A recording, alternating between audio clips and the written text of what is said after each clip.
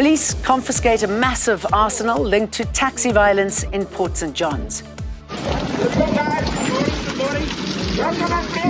For those lucky enough to get to school, excitement, nerves and big expectations for the 2024 year.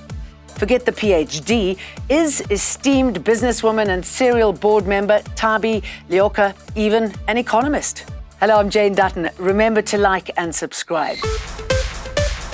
This is Eyewitness News.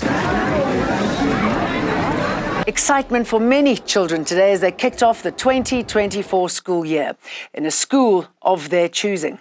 My expectations for the year is just to get good results so that I can also come on the top 10. And I just want to get good marks for the year so that I can also achieve my goals at the end of the day. Others were not so lucky, with no school to go to after glitches in the online application system, or facing major obstacles to getting there, like crossing overflowing rivers. Students at Relebogile Secondary School in Carletonville still have to navigate a massive sinkhole. It's been there for a year. Students have resorted to using mobile classrooms. Of course I want my child to be safe, but what other choice do I have? A sinkhole can also appear at another school, so there's nothing that I can do. Gauteng Education MEC Matome Chiluane has criticised parents who've refused admission to township schools as the department grapples with a placement backlog.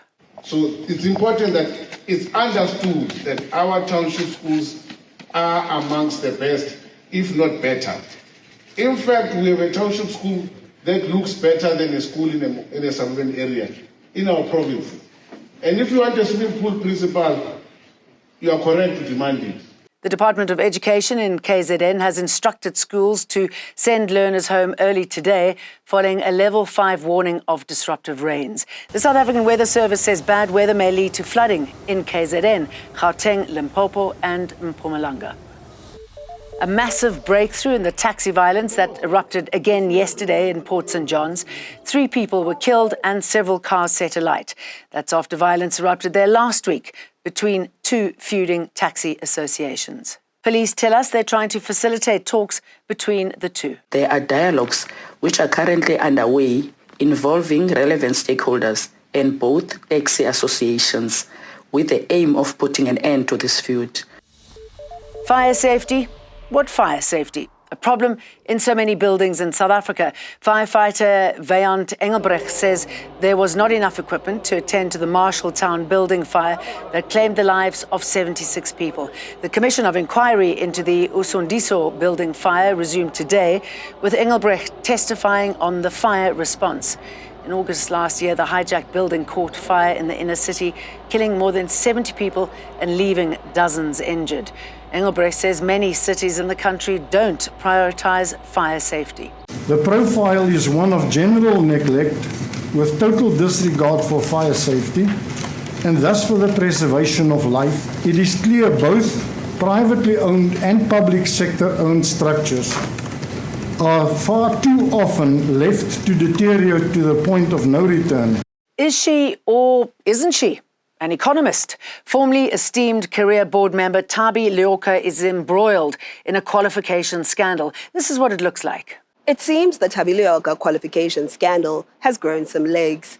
Leoka, who served on boards of JSE-listed companies, including Amplats, MTN, and most recently Remgro, is accused of lying about holding a PhD from the London School of Economics. She also serves on President Cyril Ramaphosa's Economic Advisory Council. Yesterday, a Business Day report revealed how the institution had no record of Leoka's PhD. While her master's from the prestigious institution can be found, there is no indication of a PhD.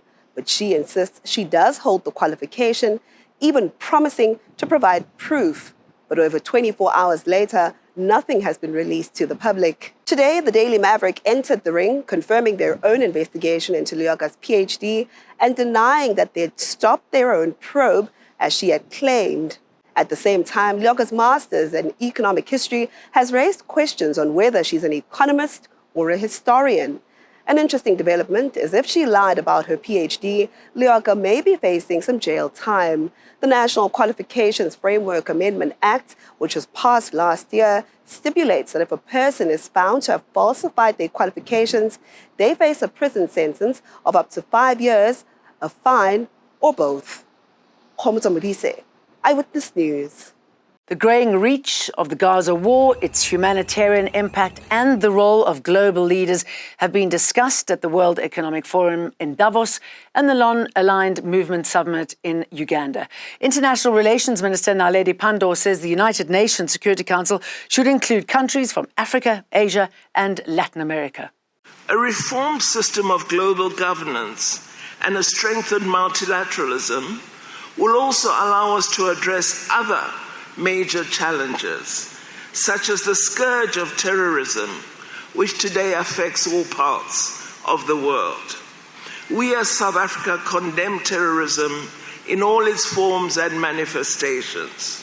The UN chief in Davos has called for an end to Gaza, Ukraine wars, and Red Sea tensions. We need an immediate humanitarian ceasefire to ensure sufficient aid gets to where it's needed, to facilitate the release of the hostages, to tamp down the flames of wider war, because the longer the conflict in Gaza continues, the greater the risk of escalation and miscalculation. That's it for me. See you for more, same time, same place tomorrow. Eyewitness News, in touch, in tune, and independent. For the latest, log on to ewn.co.za or ewn.mobi.